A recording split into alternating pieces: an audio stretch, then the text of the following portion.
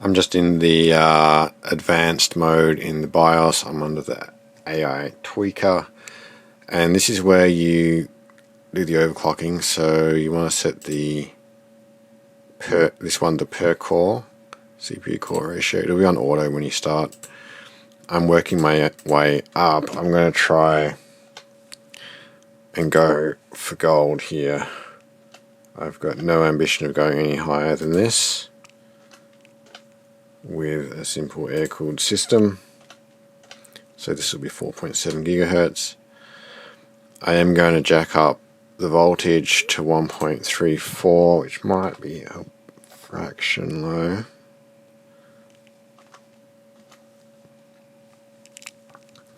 And we'll do F10 for save and exit, and it just confirms what you've done.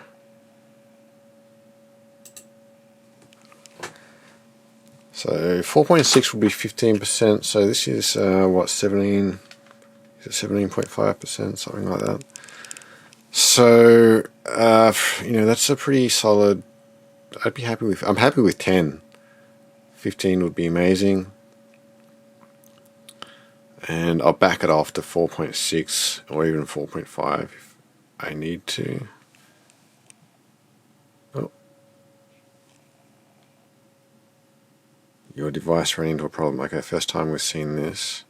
So I will go into the BIOS. I'm still going to keep 4.7, but I'm going to increase to 1.35.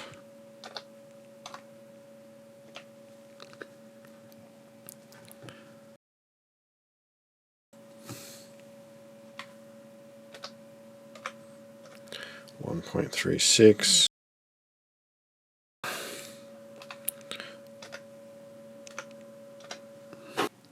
So there you have it, we're at 4.68, and what I'm going to do is run the Realbech, and that'll show the CPU temp. I can get individual core temps by running MSI Afterburner. We're running at 33 degrees.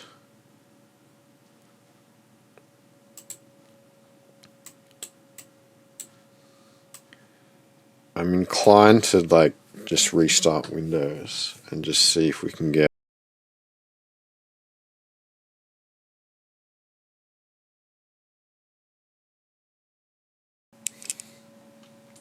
now. If I press tab, oh, it does all of it. I can't scroll, hold on. Might go back to 1.35.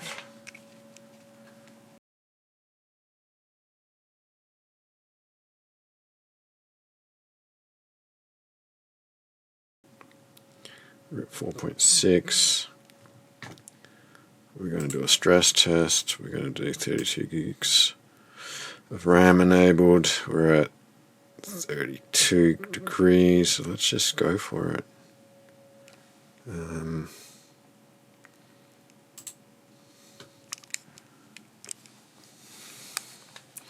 got up to like, I think 85 on the last one at 4.4.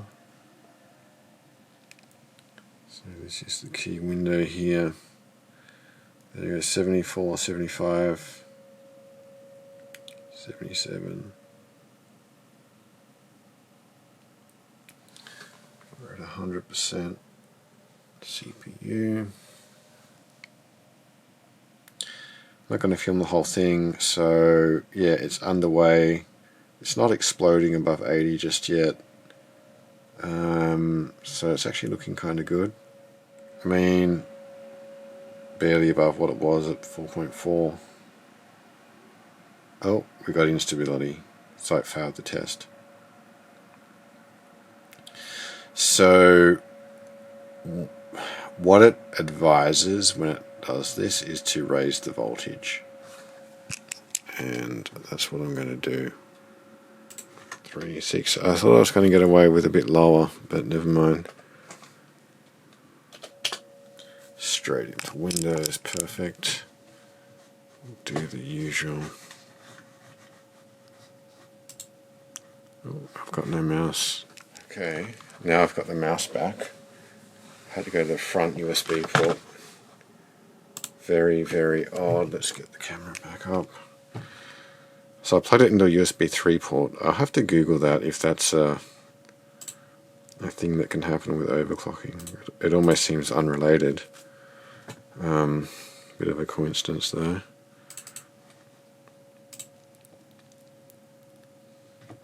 Alright, we're at 4.6 gigahertz. 32 gigs of RAM, and that's just... let that settle and start. Oops, and now Windows crashed. So I'll let this restart, and then I think I'll probably just, I don't know, go back to 4.4, maybe 4.5, and go away and do some research or get a better cooler. The airflow through the CPU heatsink's very weak. Like, I put my hand up next to it and I wasn't. Okay, so we're at 1.36. I mean, we didn't get much further than at 1.35. So I don't feel like... and we crashed Windows, so I don't feel like... and we had the mouse issue as well. I don't feel like we were really making very good progress.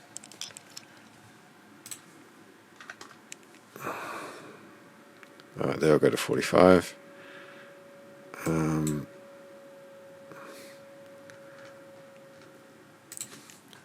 And I might go to 1.33, because I was at 1.32 at 4.4, and the stress test passed.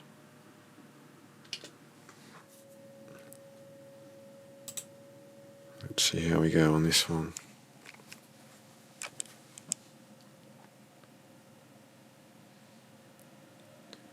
Straight up to 70. Got a feeling we're going to pass on this one. I really like the way this time it's staying below 80 for most of the test. Okay, so the stress test was passed, 15-minute test. I will run this for a 1-hour test later. But, so just to recap it, no, it was 1.33. 1.33 and 4.5 gigahertz. And that is stable. I'm going to leave Task Manager open. And just out of curiosity, I'm going to load Path of Exile 2. So, yeah, that can just happen. It's just a sign that you're going too far. So the game's running, and it's all about the same frame rate, about, oh, it's actually slightly high frame rate, 60 FPS. I think we were only getting like between 40 and 45 before, so slightly higher FPS. CPU is only at 51%. So I'm just going to run the character around a bit. So that's actually a legit practical max. I've got it capped at 60, so that's a legit improvement. 52% on the CPU. That's huge. I was not expecting such a good improvement. GPUs, I think, working a bit harder.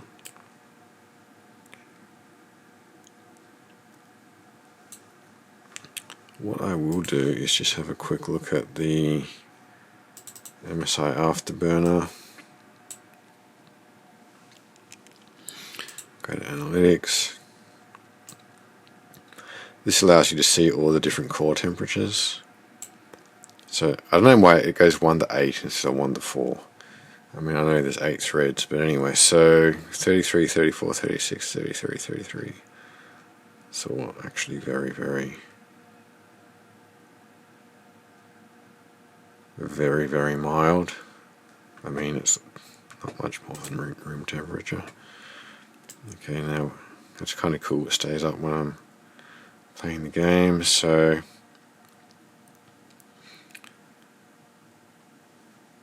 yeah. When I did this before I overclocked, and it definitely didn't get hot. I can't remember exactly what it was on. I think it was a little cooler than this, but not that much. We're going into the 60s. It might have been more in the high 40s to 50s. I mean, pretty happy with this.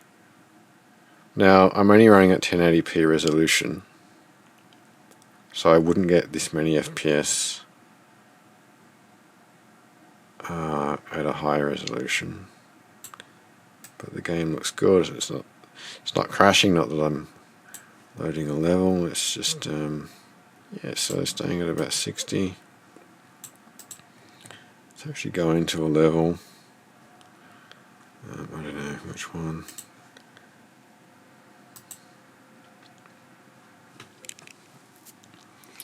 Lost City.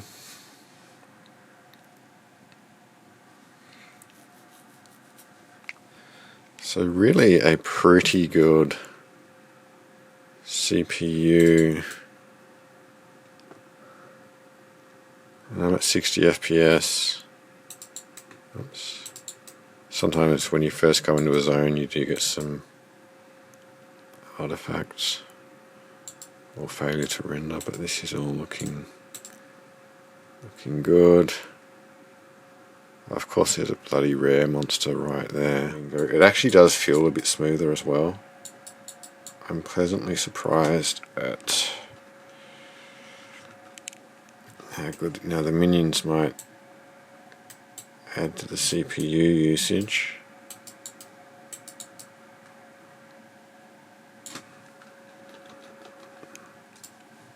Get some fire going there.